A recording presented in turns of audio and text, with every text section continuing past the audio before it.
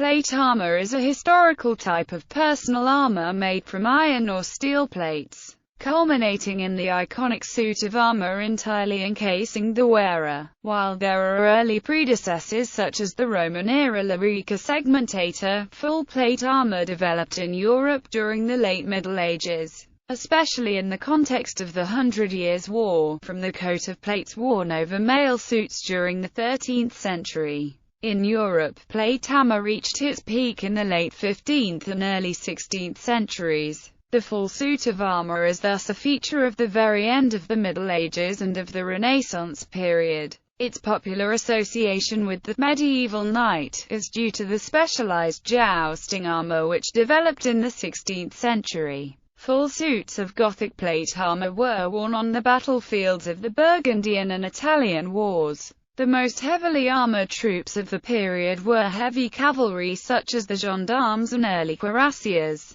But the infantry troops of the Swiss mercenaries and the Landsknechts also took to wearing lighter suits of three-quarters munition armor, leaving the lower legs unprotected. The use of plate armor declined in the 17th century, but it remained common both among the nobility and for the cuirassiers throughout the European wars of religion. After 1650, plate armor was mostly reduced to the simple breastplate worn by cuirassiers. This was due to the development of the flintlock musket, which could penetrate armor at a considerable distance. For infantry, the breastplate gained renewed importance with the development of shrapnel in the late Napoleonic Wars. The use of steel plates sewn into flak jackets dates to World War II, replaced by more modern materials such as fiber-reinforced plastic since the 1950s. Early history. Partial plate armor, which protected the chest and the lower limbs, was used by the ancient Greeks and Romans,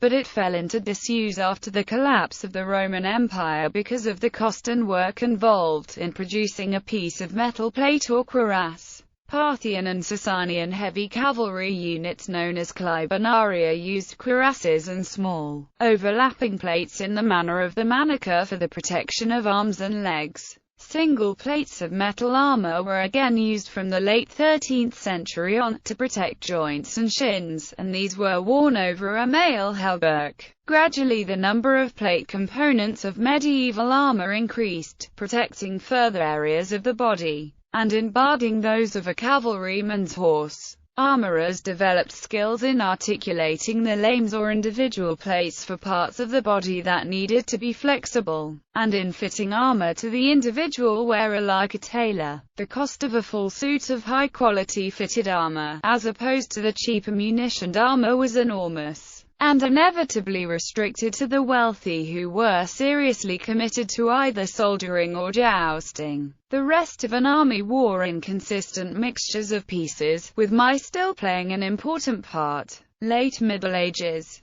By about 1420, complete suits of plate armor had been developed. A full suit of plate armor would have consisted of a helmet, a gorget, pauldrons, basajous, rondels, couters, vambraces, gauntlets, a cuirass with a full tassets and a culot, a mail skirt, cuisses, polines, greaves, and sabatons. The very fullest sets, more often made for jousting than war, included pieces of exchange, alternate pieces suiting different purposes, so that the suit could be configured for a range of different uses, for example fighting on foot or on horse. A complete suit of plate armor made from well-tempered steel would weigh around 15 to 25 kilograms. The wearer remained highly agile and could jump, run and otherwise move freely as the weight of the armor was spread evenly throughout the body. The armor was articulated and covered a man's entire body completely from neck to toe. In the 15th and 16th centuries, large bodies of men-at-arms numbering thousands or even more than 10,000 men were fighting on foot wearing full plate next to archers and crossbowmen.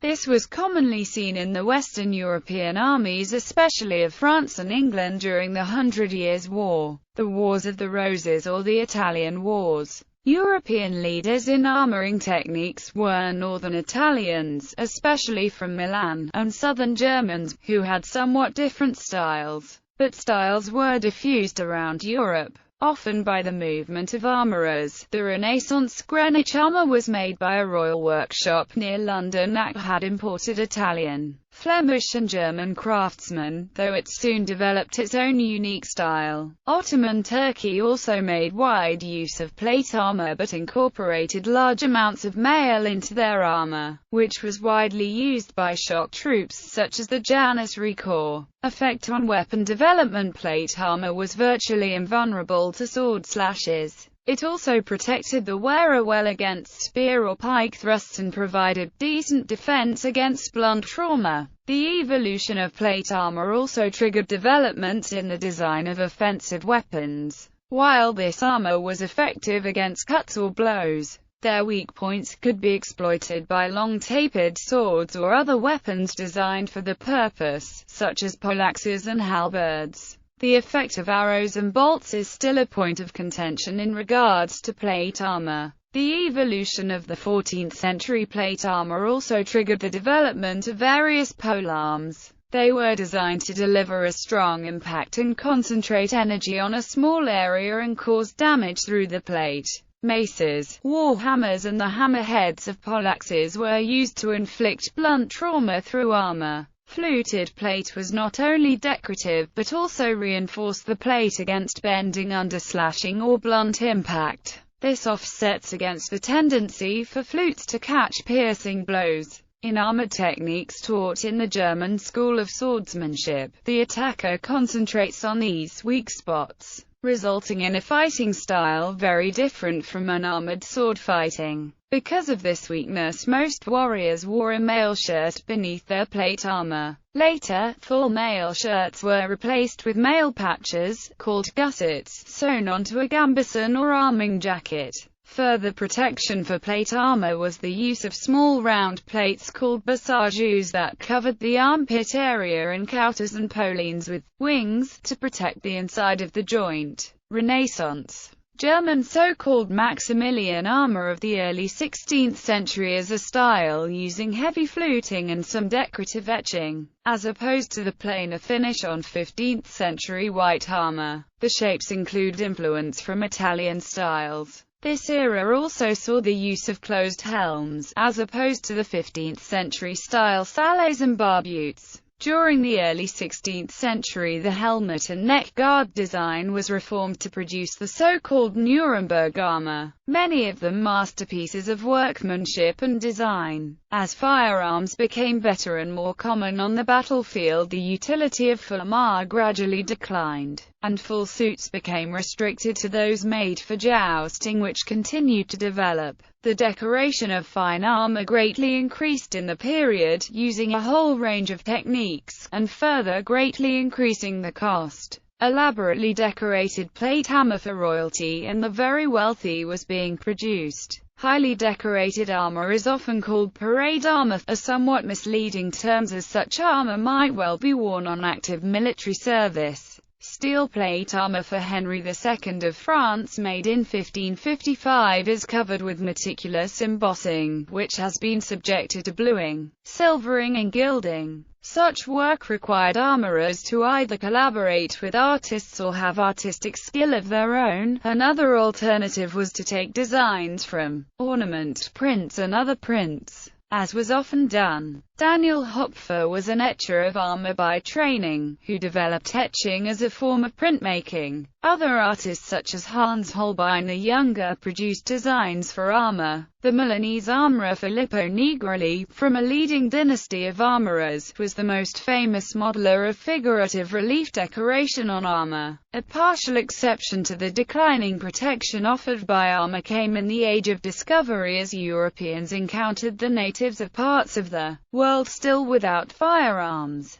The Spanish conquistadors found armor extremely practical and intimidating to the Amerindians. and in the early North American colonial period some pieces of armor, especially breastplates and helmets, continued to be worn. Infantry reduced plate armor, typically consisting of a breastplate, a bergant, morion or cabasset and gauntlets, however, also became popular among 16th century mercenaries, and there are many references to so-called munition armor being ordered for infantrymen at a fraction of the cost of full plate armor. This mass-produced armor was often heavier and made of lower quality metal than fine armor for commanders. Jousting. Specialized jousting armor produced in the late 15th to 16th century was heavier, and could weigh as much as 50 kilograms. As it was not intended for free combat, it did not need to permit free movement, the only limiting factor being the maximum weight that could be carried by a warhorse of the period.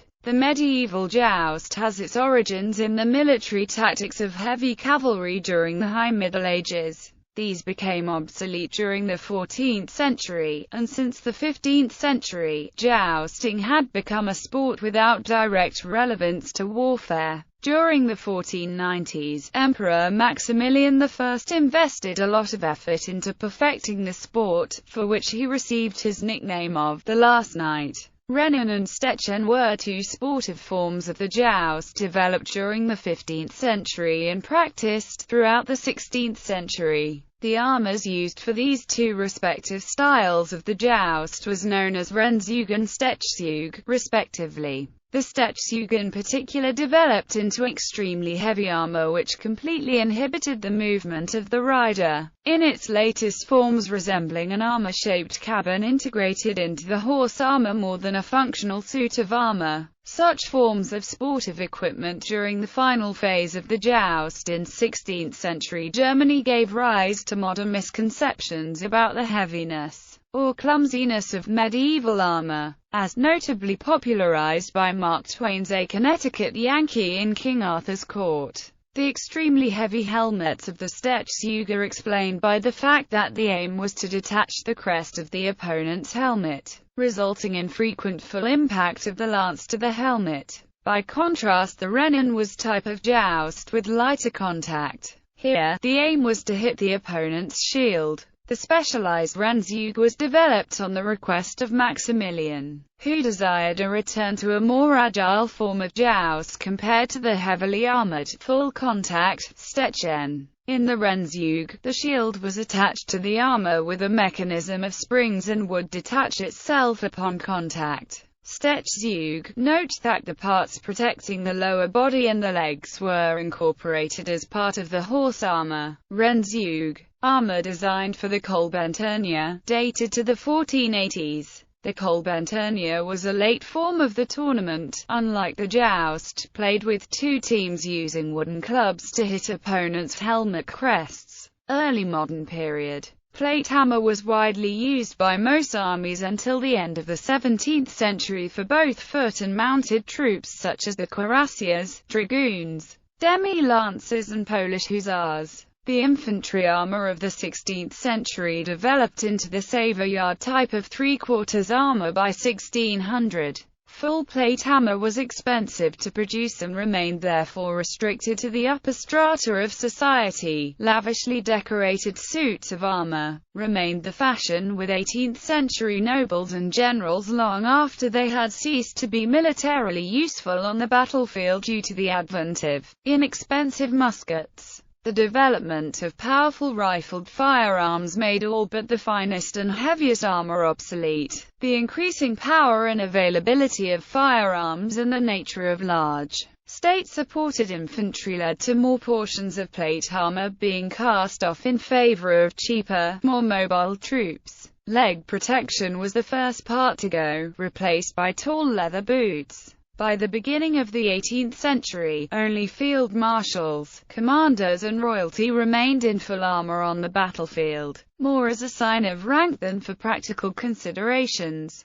It remained fashionable for monarchs to be portrayed in armor during the first half of the 18th century, but even this tradition became obsolete. Thus, a portrait of Frederick the Great in 1739 still shows him in armor. while a later painting showing him as a commander in the 7 Years' War depicts him without armor. Body armor remained in use with cuirassiers throughout the 19th century and into the early phase of World War I. The cuirass represents the final stage of the tradition of plate armor descended from the late medieval period. Meanwhile, makeshift steel armor against shrapnel and early forms of ballistic vests began to be developed from the mid-19th century. Japan. In Kofun period Japan, during the 4th and 5th centuries, very advanced iron plate cuirasses called tanko and helmets were made. Plate armor was used in Japan during the Nara period. Both plate and lamella armors have been found in burial mounds in Haniwa have been found depicting warriors wearing full armor. In Japan, the warfare of the Sengoku period required large quantities of armor to be produced for the ever-growing armies of foot soldiers. Simple munition-quality chest armors and helmets were mass-produced.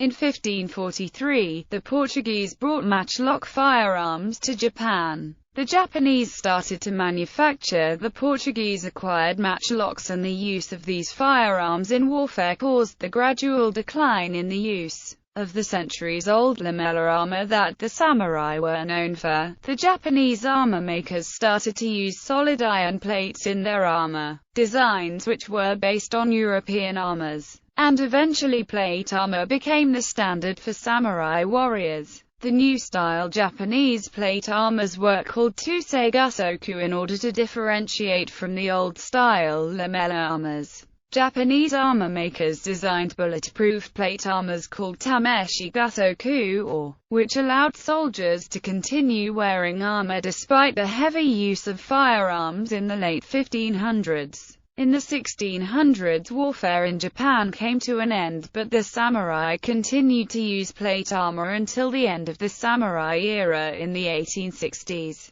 with the known last use of samurai armor occurring in 1877 during the Satsuma Rebellion. Modern body armor. The cavalry armor of Napoleon, and the French, German, and British empires were actively used through the 19th century right up to the first year of World War I, when French cuirassiers went to meet the enemy in armor outside of Paris. Body armor made a brief reappearance in the American Civil War with mixed success. During the war, both sides experimented with shrapnel armor, and some soldiers used their own but dedicated ballistic armor, such as the American Brewster body shield, although not widely produced. In 1916, General Adrian of the French Army provided an abdominal shield which was light in weight and easy to wear. A number of British officers recognized that many casualties could be avoided if effective armor were available. The first usage of the term flak jacket refers to the armor originally developed by the Wilkinson Sword Company during World War II to help